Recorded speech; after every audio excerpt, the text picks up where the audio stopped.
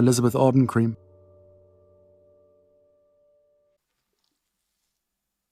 This One's Wife. The End of Harry.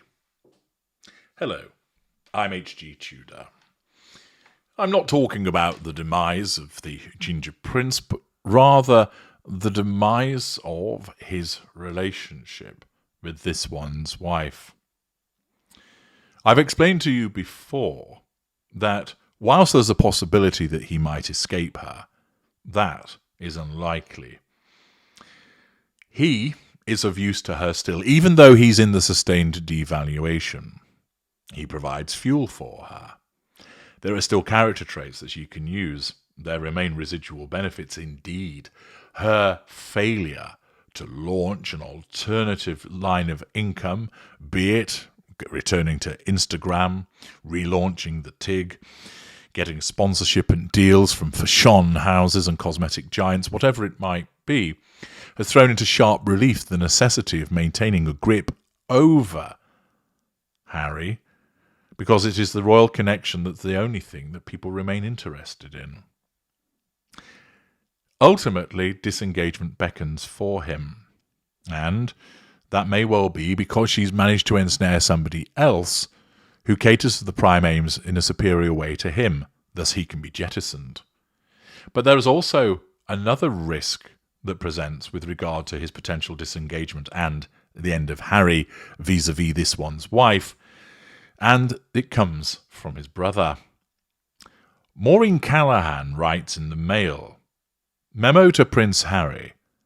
Don't let the door hit you on the way out." Such is the obvious message from Buckingham Palace, and what's to come under William's reign. Only 24 hours after making a transatlantic dash to see King Charles, just diagnosed with cancer, Harry has flown back to California.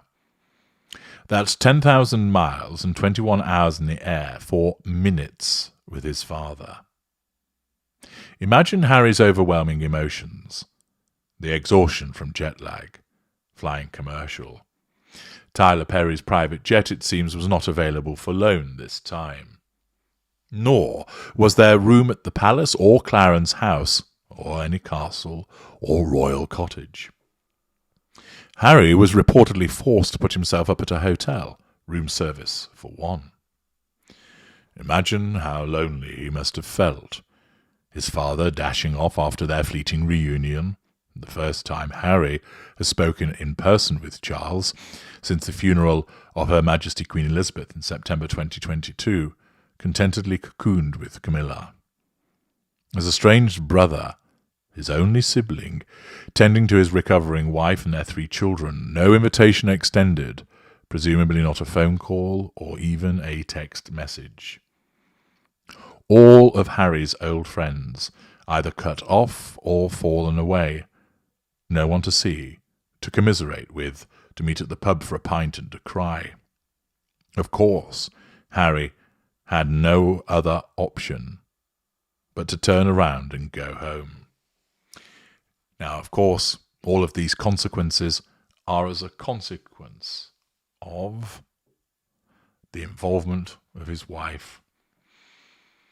He didn't throw shit around about his family prior to her arrival. He didn't lose his friends prior to her arrival. He wasn't dumped by individuals prior to her arrival. All of this has happened as a consequence of his ensnarement. It's unsurprising, therefore, that he had no option but to turn around and go home. It seems our desolate Duke is learning the hardest of lessons, while most of us learn as toddlers. Actions have consequences. Having sold out his family's secrets, having slandered them for years through Oprah Winfrey and Netflix and a self-pitying memoir, having made Prince Philip and Queen Elizabeth's final years a misery, well, it seems the royals have reached the sad conclusion, the only conclusion, that Harry cannot be trusted. Adding to his humiliation, a source close to Prince William made it clear that under no circumstances would he be seeing or speaking to his brother. No plans to see Harry, the source said. And why would William risk a conversation? The one piece of information that William and Kate want to keep private, the exact status of her health and recovery, is the very thing the Sussexes, if history is any guide, might leak. And of course it is. Because it would be natural, if you were to have had a meeting with his brother, for him to learn what has been the problem with Kate that has resulted in the abdominal surgery. And of course, armed with that knowledge, Harry would offer it up. He would sing like a canary, offering it to this one's wife, who would need to know this because she needs to know about everybody. And with her lack of boundary recognition, absence of emotional empathy, and sense of entitlement, she would want that information, and then she would ensure that it was leaked. Remember, this one's wife cruelly reminded the world during the Oprah sit-down of the Waity Katie nickname, or Harry writing of Kate's refusal to share her lip gloss with this one's wife, and reprinting a tense text exchange between the women over bridesmaid dresses, that Kate made this one's wife cry. And most gravely, the gruesome twosome seemingly doing nothing to stop their groupie Omid Scobie's revelation that the so-called royal racists were Charles and Kate, as printed in a foreign edition of Scobie's book Bell Endgame, released late last November. Truly, who in the royal fold would trust these two? Especially with their Netflix deal on the bubble, and Harry owes his publisher at least one more book. This one's wife is rumoured to be planning her own memoir. If there was ever a time for Harry to show discretion, this was it. Immediately upon landing at Heathrow, he rushed to Clarence House, met with his father for a brief period of time, and departed at 3:32 p.m, with Charles and Camilla departing for Sandringham at 3:38 p.m, just 6 minutes later. Brutal. Not even a delay for the sake of optics. Perhaps Charles was tired from his treatments, but the bags were clearly packed. The schedule was to remain intact. This visit, it seems, was going to be tolerated rather than welcomed. Charles may in fact wish for reconciliation. Getting diagnosed with cancer, no matter how early it's caught or how treatable it is, tends to realign one's priorities and perspectives. To that point, it seems we can be reassured that Charles' prognosis is, as reported, excellent. Otherwise, we'd likely see more urgency here, not just between Charles and Harry, but between Harry and William too. And for a brief moment, it did seem as if the door had been opened ever so slightly, that a repentant Harry, shaken by this sad news, would have a newfound clarity, that perhaps William, despite the myriad insults to Kate, despite implying in Spare that the future king had married not for love but for duty, would want some kind of relationship with his brother. It seems, on that fraternal front at least, that all is lost. William has made it clear that there is no hope of reconciliation. Their father's diagnosis will not move the needle.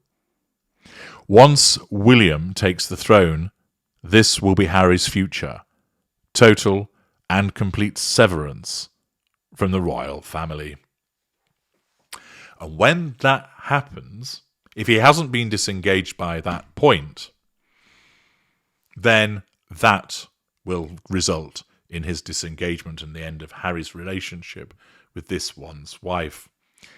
It's likely that disengagement will occur ahead of that, because it's likely that it will be some time before William comes to the throne.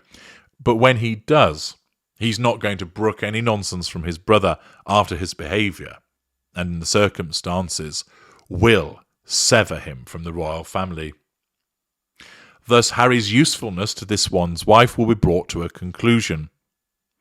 If he remains in the relationship with her at that point, years in the future, then that will bring about its demise, because the sole thing that he offers, the connection to the royal family, will have gone.